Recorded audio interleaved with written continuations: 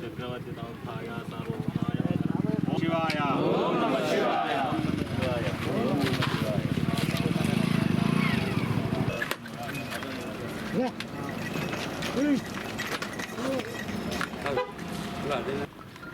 ముంగటలు జరిగితే వెళ్ళిపోతుంది.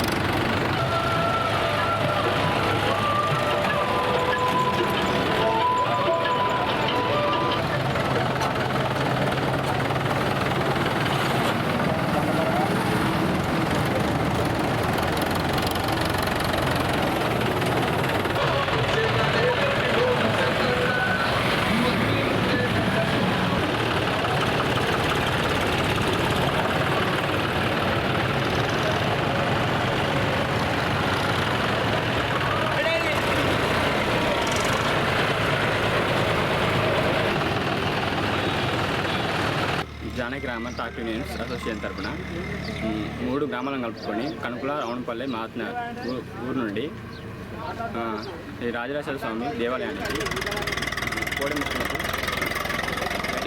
సంవత్సరంలాగా ఈ సంవత్సరం కూడా వితరణ చేయడం జరుగుతుంది. గత 5 సంవత్సరాల నుండి గడ్డి కట్టలను తీసుకెళ్లడం జరుగుతుంది. గత 5 సంవత్సరాల నుండి కనుకుల రౌండ్పల్లి మారుతినగర్ కనుకుల ట్రాక్టర్ అసోసియేషన్ ఆధ్వర్యంలో వేములవాడ శ్రీ రాజరాజేశ్వర స్వామి దేవాలయము ఆవుల సంరక్షణార్థమై ఉచితంగా గడ్డి తీసుకుపోవడం జరుగుతుంది. ఈ సంవత్సరం అలాగే తొగర్రాయి గ్రామం నుంచి మంచిరాం నుంచి కూడా తీసుకుపోవడం జరుగుతుంది. శ్రీ రాజరాజేశ్వర స్వామి దేవాలయం దగ్గర ఉండేటువంటి ఆవుల సంరక్షణార్థమై మానవ సేవే గో సంరక్షణ సేవగా భావిస్తూ దాతలు ట్రాక్టర్ అసోసియేషన్ ఆధ్వర్యంలో ఇటు గడ్డిని దాదాపుగా 60 ట్రాక్టర్లకు పైననే తీసుకుపోవడం జరుగుతుంది.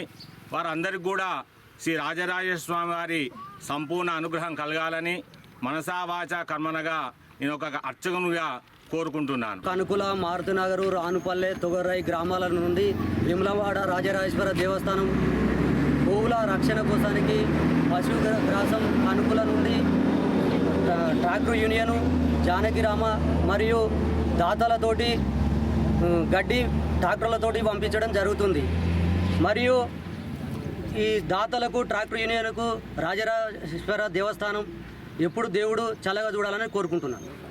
గత 5 సంవత్సరాల నుండి కనుకుల రావునుపల్లె మారుతినగర్ మరియు జానకిరామ ట్రాక్టర్ అసోసియేషన్స్ వారి ఆధ్వర్యంలో రైతులు సహాయ సహకారాలతో మరియు పశుగ్రాసం వేస్ట్ కాకుండా మా వంతు సహాయంగా రైతులు మరియు ట్రాక్టర్ అసోసియేషన్ వారి ఆధ్వర్యంలో శ్రీ వేములవాడ రాజరాజేశ్వర దేవస్థానం కోడెల కొరకు ఈ పశుగ్రా విస్తరణ పంపించడం జరుగుతుంది. గత 5 సంవత్సరాల నుంచి 10, 15, 20 పోయిన సంవత్సరం 40 ట్రాక్టర్లు తీసుకుపోయినాం. ఈసారి 60 ట్రాక్టర్లు. ఈరోజు మమ్మల్ని చూసి మా పక్క గ్రామాలైన మంచరామి తొగరై కూడా వాళ్ళు మాతో కలవడం జరిగింది. వారితో సహా 60 ట్రాక్టర్లు మా కనుకుల రావునపల్లి మంచరామి తొగరై నుంచి పంపడం జరుగుతుంది. కనుకుల రామునిపల్లె మారుతినగర్ నుండి 50 ట్రాక్టర్ల పశుగ్రాసం వేములవాడ శ్రీ రాజరాజేశ్వర స్వామి వారి దేవస్థానం కోడెలకు తీసుకెళ్లడం జరుగుతుంది. మా యొక్క జానకిరామ ట్రాక్టర్ యూనియన్ తరఫున దాతలు కానీ డ్రైవర్లు ఓనర్లు సహాయ సహకారాలతోని 50 ట్రాక్టర్లు మా ఊరు నుంచి తీసుకుపోవడం జరుగుతుంది. మా పక్క గ్రామం మంచరామి తొగరైన ఉండాలి 20-25 ట్రాక్టర్లు మొత్తం 60-65 ట్రాక్టర్ల దాకా తీసుకెళ్లడం జరుగుతుంది.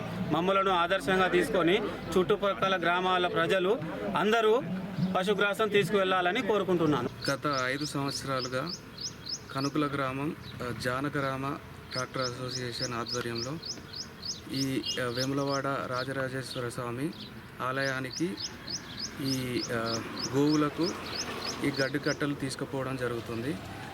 ప్రతి సంవత్సరం లాగా ఈ సంవత్సరం కూడా 60 ట్రాక్టర్లతో ఈ గడ్డి కట్టలు తీసుకుపోవడం జరుగుతుంది. ఈ రైతులు ట్రాక్టర్ అసోసియేషన్ అందరూ కలిపి ఈ కార్యక్రమంలో పాల్గొనడం జరుగుతుంది.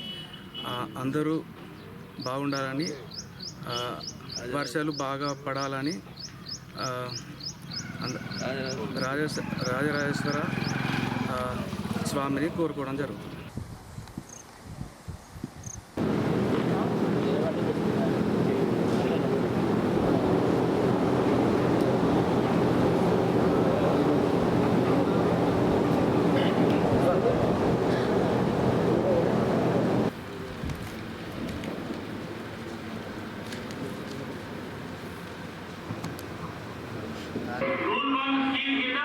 సుల్తానాబాద్ సింగిల్ విండో సహకార ఎన్నికల చైర్మన్గా సహకార సంఘం చైర్మన్గా ఉన్నట్టు సిగిరి శ్రీనివాసరావు గారి మీద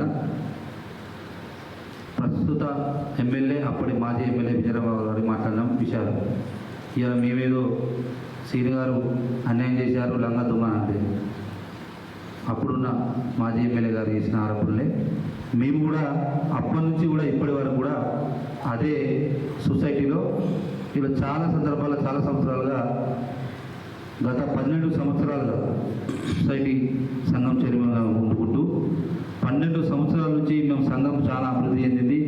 మేమంతా లాభాల బాటలో ఉన్నాం. సొసైటీ చాలా అభివృద్ధి చెందిందని చెప్పి గొప్ప చెప్పుకున్న సిగిరి సింగ్ గారికి మేము కొన్ని ప్రశ్నలు సంధిస్తూ ఉన్నాం. ఏదైతే ఎమ్మెల్యే విజయనగర్ గారు సంధించిన ప్రశ్నలే మేము తనకి సంధిస్తూ ఉన్నాం. ఈరోజు అక్రమాల్లో సుల్తానాబాద్ సహకార సంఘం అనేది నిట్ట నిలువ దోచుకోవడం జరుగుతూ ఉంది. అదేవిధంగా విత్తనాల ప్రాసెస్ యూనిట్ పేరిట మరి రూర్బన్ స్కీమ్ మీద వచ్చినటువంటి 80 లక్షల గోడాంలలో ఈరోజు 8 షట్టర్లు నిర్మించడం జరిగింది. మరి 8 షట్టర్లలో ఆ షట్టర్లు ఇప్పుడు అవి ఖాళీగా ఉన్నాయి. మరి దాంతో సొసైటీకి వచ్చిన లాభం ఏదో ఇవాళ చైర్మన్గా తెలియజేసే అవసరం ఉన్నది. అదేవిధంగా ఈరోజు విత్తనాల ప్రాసెస్ యూనిట్ పేరిట ఈరోజు సొసైటీ ద్వారా అనేక ప్రాసెసింగ్ యూనిట్లని కొనుగోలు చేయడం జరిగింది. ఇప్పుడు వాటితో ఎలాంటి లాభాలు ఇవన్నీ మూలకు పడి ఈరోజు సంఘానికి బరువుగా ఉన్నాయి. అదేవిధంగా వీళ్ళు గొప్పగా మేము 40-50 లక్షల రూపాయలతో మేము ఐఎస్ఐ వాటర్ ప్లాంట్ పెట్టడం జరిగిందని చెప్పి గతంలో తెలపడం జరిగింది. కానీ ఇప్పుడు ఐఎస్ఐ వాటర్ ప్లాంట్ అనేది మూతపడడం జరిగింది. ఇప్పుడు ఆ ఐఎస్ఐ వాటర్ ప్లాంట్ 40 లక్షల 50 లక్షలతో నిర్మించిన ఐఎస్ వాటర్ ప్లాంట్ ఈ ఉద్యోగులు లేక అది మూలపడి ఐస్ వాటర్ ప్లాంట్ అనే వాటర్ ప్లాంట్ పరిశ్రమ అని చెప్పి పెట్టిన ఆ వాటర్ ప్లాంట్ పరిశ్రమ కూడా ఇప్పుడు మూతపడడం జరిగింది. అదేవిధంగా రెండు సంవత్సరాల కింద ఎన్నో అక్రమాలతో ఎన్నో వాటితో ప్రారంభించినటువంటి పెట్రోల్ బంకు దాదాపు 3 సంవత్సరాలు కావాల్సిన ఉన్నా కూడా ఇంతవరకు ఓపెన్ కాలేదు. మరి దానిపైన అసలు అది ఓపెన్ చేశారు, దానికి అసలు పెట్రోల్ బంక్ ఎందుకు ఓపెన్ కాలేదు, దాని మీద ఎంత ఖర్చు అవుతుంది, సొసైటీకి రైతుల మీద ఎంత భారం పడుతుందని చెప్పి ఈ సందర్భంగా దాన్ని కూడా లెక్కలేదు. అదేవిధంగా గతంలో ఎన్నో పత్రికల ప్రకటనలు చూసినాం. మేము సూపర్ మార్కెట్ పెట్టినాం, సూపర్ మార్కెట్ ద్వారా మాకు నెలకు 60-70 వేల ఆదాయం వస్తుందని చెప్పి గొప్ప చెప్పుకున్నటువంటి ఈ సొసైటీ చైర్మన్ గారు ఇప్పుడు సొసైటీ ఏదైతే సూపర్ మార్కెట్ ఉందో కనీసం సిబ్బందికి జీతాలు కూడా వెళ్ళని పరిస్థితి ఉన్నది. సిబ్బందికి జీతాలు కూడా వెళ్ళడం జరుగుతూ ఉంది. మరి నష్టాల బాట ఎవరు ఈ భరిస్తారని చెప్పి వారిని ప్రశ్నిస్తూ ఉన్నాం.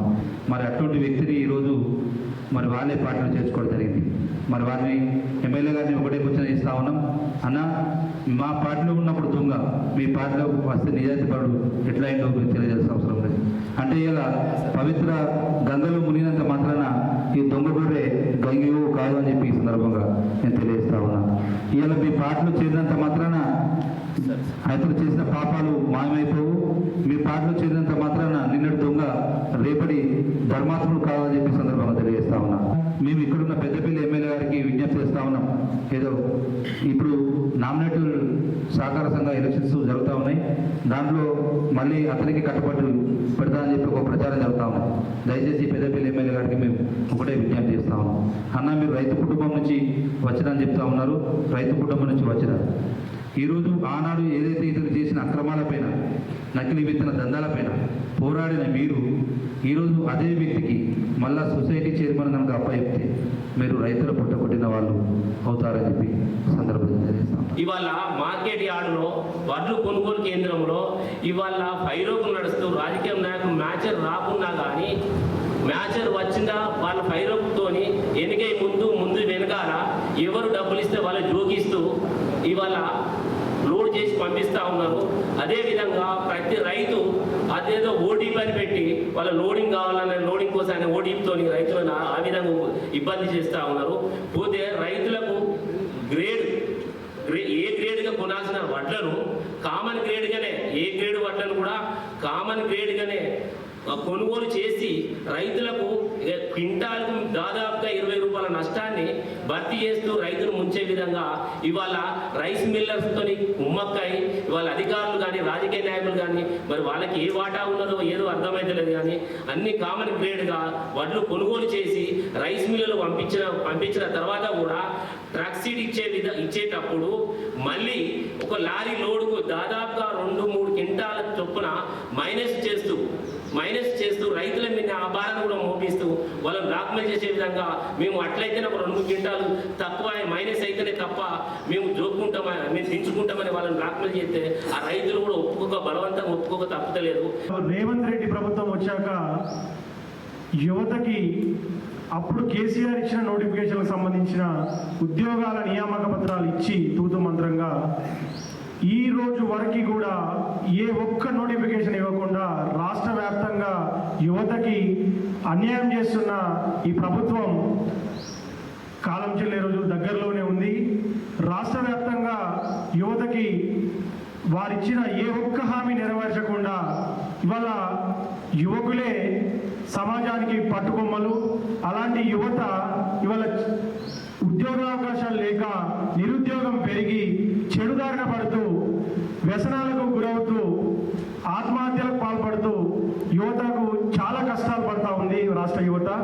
కాబట్టి రేవంత్ రెడ్డి ప్రభుత్వం ఇకనైనా మేల్కొని యువతకి నోటిఫికేషన్లు ఇచ్చి ఉద్యోగ అవకాశాలు కల్పించి స్వయం ఉపాధి అవకాశాలు కూడా కల్పించాలని సుల్తానాబాద్ యువత పక్షాన డిమాండ్ చేస్తూ మన సుల్తానాబాద్ సొసైటీ పరిధిలోనే యూరియా బస్తాల కోసం రైతులు గత 2 పర్యాయాలు పడ్డ కష్టాలు అంతా ఇంత కాదు.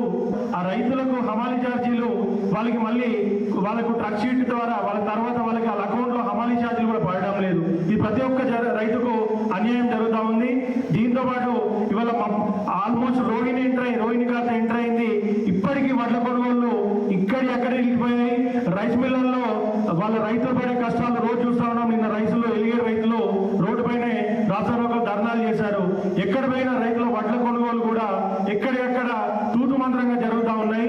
ఆ రైస్ మిల్లర్లు చూస్తే మేమేం చేసుకుంటాం, ఈ వడ్లు ప్రభుత్వం కొనట్లేదు, ప్రభుత్వం మా వడ్లు కొనుగోలు చేయట్లేదు, మాకు పెట్టుకునేంత జాగా లేదని వాళ్ళు రైతులని నడి రోడ్డు పైన ఇవాళ వర్షాలు పడే స్థాయికి వచ్చింది. ఇప్పటికీ రైతులకు ఇబ్బందులు తప్పట్లేదు. ఈ రైతులకు అన్యాయం జరుగుతూ ఉంది. రైతులకు వెంటనే న్యాయం చేయాలని డిమాండ్ చేస్తూ కాంట్రాక్టర్లు నిర్లక్ష్యం వల్ల ఎక్కడ కూడా రోడ్డు మీద ఇప్పటికే 4-5 దిక్కుల పైపులు వలిగి రోడ్డు నాసిరకంగా వేసిండ్రు. అలాగే అంబేద్కర్ చౌక్ మన కోర్టు చౌరస్ దగ్గర గౌరవ ఎమ్మెల్యే గారు విజయరమణారావు గారు మాట ఇచ్చినారు, అక్కడ చౌరస్తా కంపల్సరీ చేస్తా అని చెప్పి మాట ఇస్తే ఈరోజు అందులో ఉన్న బడా నాయకులు వాళ్ళ సలాభం కొరకు వారు అక్కడ షట్టర్లు తీయకుండా సామాన్యులైతేనో ఇల్లు కూలగొట్టుతారు. ఒక ఉన్నత స్థానంలో ఉన్న గ్రంథాలయ చైర్మన్ గారైతే వాళ్ళు డిస్ప్లేలో చూడండి, ఆల్రెడీ ఇప్పటికే 2-3 బస్సులకు అలాంటి ప్రమాదం జరిగింది. అలాగే ఏ బండి కూడా టర్న్ అయ్యే పరిస్థితి లేదు. రేపు జరగబోయే ప్రమాదాలకు కారణం వాళ్ళే అవుతారు. గౌరవ ఎమ్మెల్యే గారు చొరవ చూపించుకొని దయచేసి అక్కడ చౌరస్తా ఏర్పాటు చేయాల్సిందిగా కోరుచున్నాము.